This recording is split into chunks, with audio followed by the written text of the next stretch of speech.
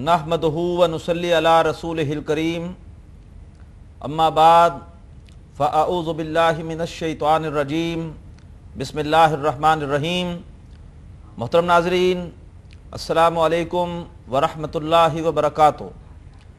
अल्हम्दुलिल्लाह कि हम क्यू कैंपस के इस प्रोग्राम अरबी ग्रामर बराए कुरान फहमी में सूरतुल हदीद की आयत नंबर 13 के तर्जुमे तक पहुँच चुके हैं। अल्हम्दुलिल्लाह कि हमने अब तक ख़ासे ग्रामर के क़वायद ना सिर्फ पढ़े हैं बल्कि सूरह हुजरात की 18 आयात में और सूरह हदीद की 12 आयात में हम इनकी ख़ासी मशक़ कर चुके हैं। अल्लाह तबारक व तआला हमें और से और अपनी किताब का फ़हम अता फ़रमाए और उसके लिए हमें अल्लाह ताला इस्तिक़ामत से मेहनत की तौफ़ीक़ अता फ़रमाए। आइए आयत नंबर 13 के तर्जुमे को आगे बढ़ाते हैं। अब तक हमने जितना तर्जुमा किया है उसको फिर से दोहरा लेते हैं। यौमा यक़ूलुल मुनाफ़िक़ून वल मुनाफ़िक़ात, उस रोज़ कहेंगे मुनाफिक मर्द और मुनाफिक ख़वातीन, लिल्लज़ीना आमनू, उन लोगों से जो कि ईमान लाए, उन्ज़ुरूना, इंतज़ार करो हमारा, नक़्तबिस मिन नूरिकुम, ताकि हम तुम्हारे नूर से फ़ायदा ले सकें, कोई हिस्सा ले सकें। क़ीला, कहा जाएगा, इरजिऊ, लौट जाओ। अगर हम मिलाकर पढ़ेंगे तो पढ़ा जाएगा क़ील इरजिऊ, और अगर रुकेंगे तो क़ीला इरजिऊ। क़ील इरजिऊ कहा जाएगा लौट जाओ, वराअकुम, अपने पीछे, फल्तमिसू नूरा, फिर तलाश करो नूर, यानी तुम्हें ये नूर दुनिया से मिल सकेगा। वहीं पर अगर तुमने ईमान और इन्फाक के दीन के तकाज़े पूरे किए होते तो आज तुम इस नूर से महरूम ना होते। उसके बाद आगे अल्फाज हैं,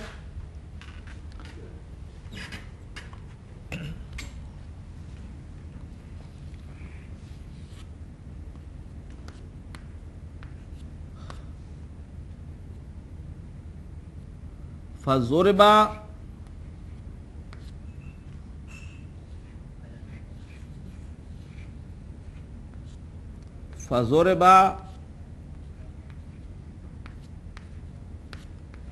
बैनहुम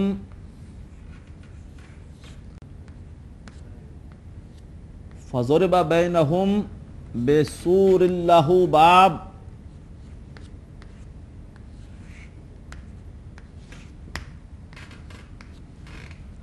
फज़ुरिबा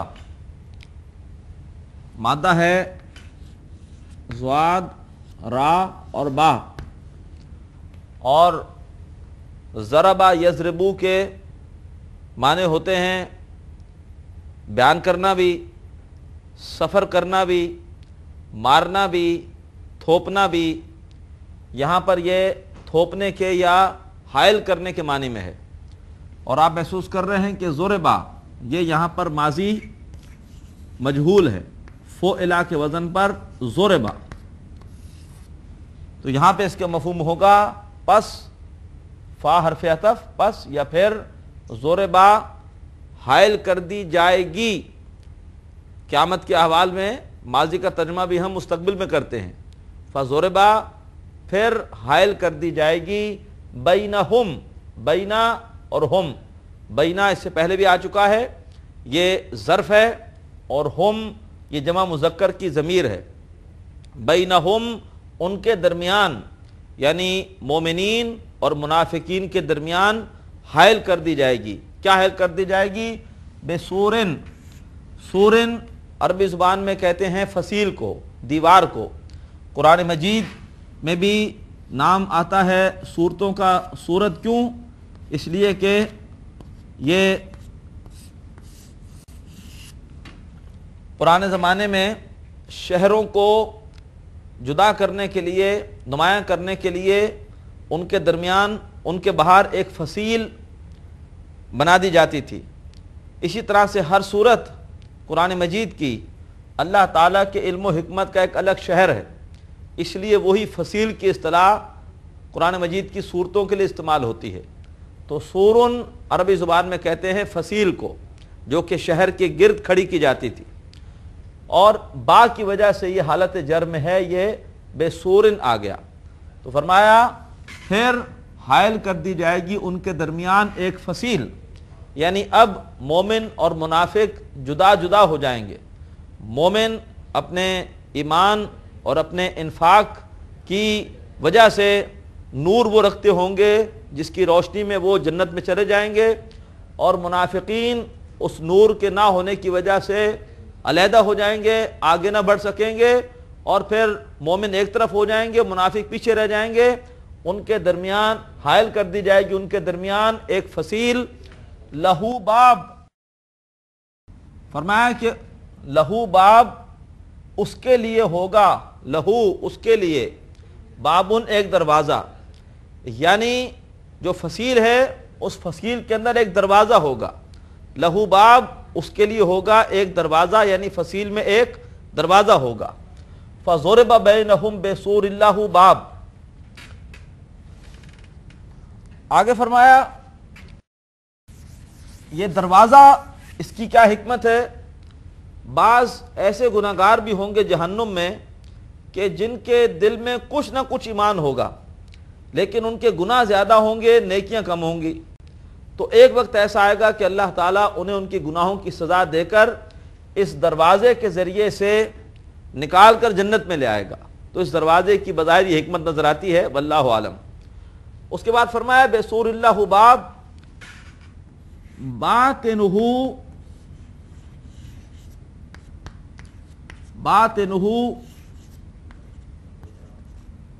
فیہ الرحمہ، باطنہ فیہ الرحمہ وظاہرہ من قبلہ العذاب،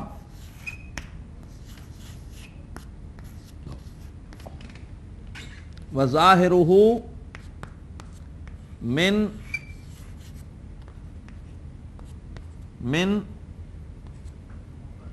وظاہرہ من قبلہ العذاب۔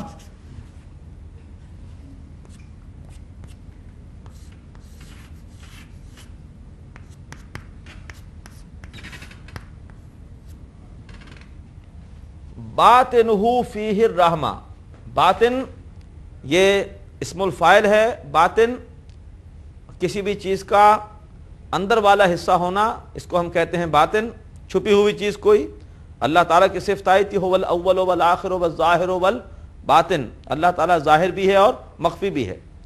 یہاں ہو کی ضمیر فصیل کے لیے ہے، یعنی فصیل کے اندر کی طرف، باطن اندر کی طرف، باطنہ اس کے اندر کی طرف، باطنہ فیہ الرحمہ فصیل یعنی اس کے اندر کی طرف، اس میں ہوگی، فی کے معنی میں ہے، ہی کی ضمیر پھر فصیل کے لیے ہے، باطنہ اس کا جو اندر کا حصہ ہے، فیہ اس میں ہوگی الرحمت، رحمت، یعنی فصیل کے اندرونی طرف اللہ تعالیٰ کی رحمت اب اس کا ظہور ہوگا، وظاہرہ اور اس کے باہر، یہاں ظاہر کا مطلب باہر، ظاہر باطن کی ضد ہے، اور اس کے باہر یعنی فصیل کے باہر، من قبلہ العذاب اس کے سامنے سے آ جائے گا عذاب۔ قبلن کہتے ہیں سامنے کو، قبلن من کی وجہ سے قبلن کے اوپر یہاں یہ قبل جرم ہے اور یہ مضاف ہے، اس لیے اس پر حرکت ایک ہے، اور اس کے باہر اس کے سامنے سے ہوگا عذاب، یعنی اب مومن رحمت میں ہوں گے اور منافقین عذاب میں ہوں گے۔ یہاں پر آیت نمبر 13 مکمل ہوئی۔ اس کے بعد آیت نمبر 14 ہے ینادونہم،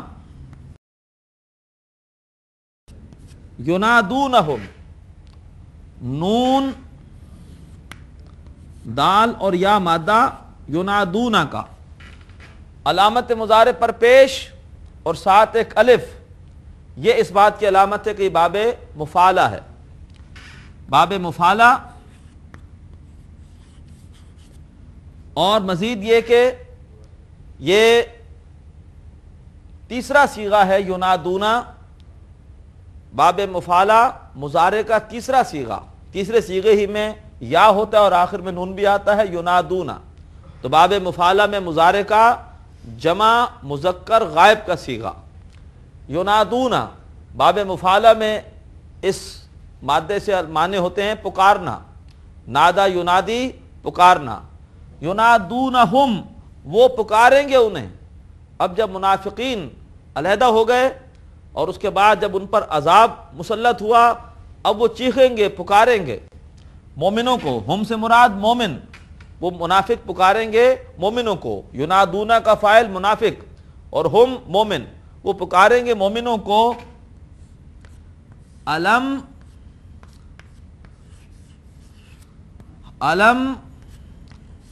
نکم معکم. علم نکم معکم آ کا مطلب کیا؟ لم یہ جواز میں مضارع میں سے ہے. لم، لما، لام، لا، ان یہ سب کے سب مضارع کو مجزوم کرتے ہیں. لم اس کا مطلب ہوتا ہے نہیں. علم نکن کیا نہیں تھے ہم. نکن اصل میں نکن کیا ہے؟ مادہ ہے کاف واو نون، اور جیسے ہوتا ہے قالا یقولو، اسی طرح سے کانا یکونو. کانا یکونو مضارع ہوتا ہے یکونو، اور یکونو سے مضارع میں آخری صیغہ کیا ہوگا؟ نکونو. جیسے مضارع کا پہلا صیغہ ہوتا ہے فرض کیجئے باب نصرہ سے ینصرو، تو آخری ہوتا ہے ننصرو. اسی طریقے پر یکونو اور آخری صیغہ نکونو. جب اس پر لم لگے گا تو یہ نون کیا ہو جائے گا؟ یہ ساکن ہو جائے گا، یہ مجزوم ہو جائے گا. اور جب یہ مجزوم ہوگا تو اب یہ دو ساکن اکٹھے ہو گئے، تو ایسے میں حرف علت قربانی دے گا، حذف ہو جائے گا، اور یہ رہ جائے گا لم نکن. لم نکن، لم نکن. تو علم نکم معکم اور کانا یکونوں کا مطلب اس سے پہلے ہم پڑھ چکے ہیں ہونا. علم نکم کیا نہیں تھے ہم، کیا نہیں ہم تھے، کیا نہیں ہم تھے معکم تمہارے ساتھ. کیا ہم دنیا میں ساتھ نہیں تھے؟ ممکن ہے کہ شوہر وہ اپنے ایمان اور انفاق کی وجہ سے جنت میں چلا جائے اور اسی کی بیوی ہو جو کہ خدا نہ خواستہ دنیا دار ہو اور وہ جہنم میں ہو. یا ممکن ہے کہ بیوی جنت میں ہو اور اس کا شوہر جہنم میں ہو، یا ایک بھائی جنت میں ہو اور دوسرا بھائی جہنم میں ہو، یا ایک ہی دفتر میں کام کرنے والے ایک جنت میں ہو دوسرا جہنم میں ہو. تو وہ کہیں گے کیا ہم تمہارے ساتھ نہیں تھے؟ دنیا میں ہم ایک ساتھ رہتے تھے، کھاتے پیتے تھے، اٹھتے بیٹھتے تھے. علم نکم معکم. تو پکاریں گے منافق مومنوں کو کیا نہیں ہم تھے معکم تمہارے ساتھ. مع یہ ظرف ہے، اس سے پہلے بھی آ چکا ہے. کیا نہیں ہم تھے تمہارے ساتھ. اب اہل ایمان جواب دیں گے. قالو، قالو یہ پہلے بھی آ چکا ہے. قالو وہ کہیں گے، یعنی اہل ایمان کہیں گے. مادہ قاف واو لام، قالا پہلا صیغہ ہوتا ہے. قالا، قالا، قالو وہ کہیں گے، اہل ایمان کہیں گے بلا کیوں نہیں، بلا کیوں نہیں. جب بھی کسی نیگیٹو سوال کا جواب ہاں میں دینا ہو تو پھر بلا آتا ہے. یہ سوال نیگیٹو تھا، کیا نہیں ہم تھے تمہارے ساتھ؟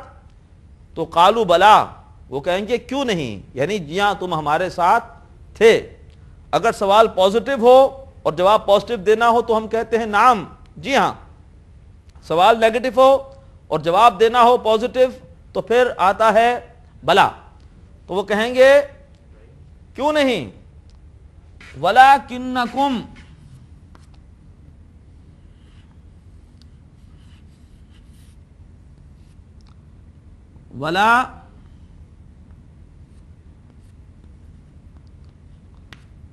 وَلَكِنَّكُمْ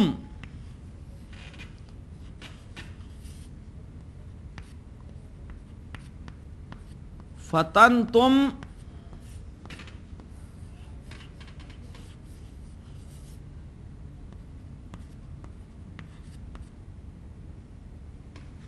وَلَكِنَّكُمْ فَتَنْتُمْ أَنفُسَكُمْ وَلَكِنَّ واو یہ استئناف کا ہے، نیا جملہ شروع ہو رہا ہے. لَكِنَّ اِنَّا اَنَّا لَكِنَّ لَعَلَّ لَيْتَ یہ ہم اس سے پہلے پڑھ چکے ہیں. یہ سب حروف مشبہ بالفعل ہیں. لَكِنَّ اور لیکن، کم یہ چونکہ آگے فتنتم ایک فعل ہے اور یہ حروف مشبہ بالفعل کبھی بھی ڈائریکٹ فعل پر نہیں آتے، درمیان میں متعلقہ ضمیر لانی پڑتی ہے. تو اسی وجہ سے یہ جمع مذکر حاضر کی ضمیر آئی ہے کیونکہ آگے فعل بھی تم جمع مذکر حاضر کا ہے. وَلَكِنَّكُمْ فَتَنْتُمْ اور لیکن تم نے فتنے میں ڈالا.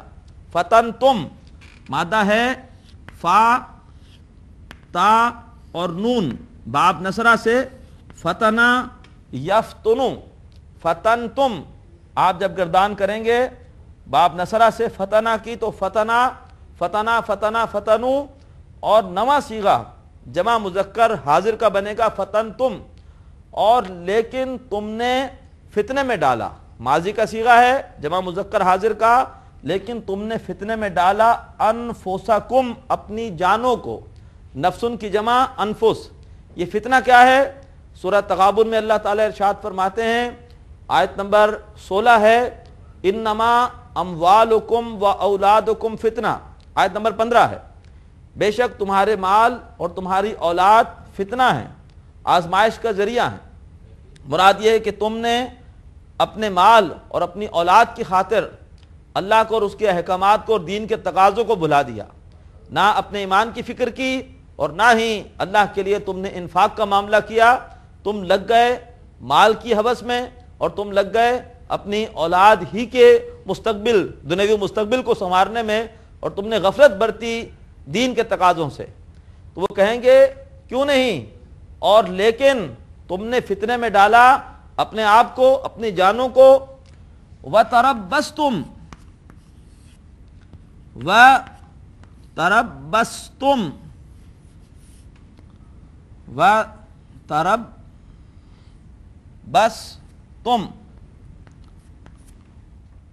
اور تم انتظار کرتے رہے.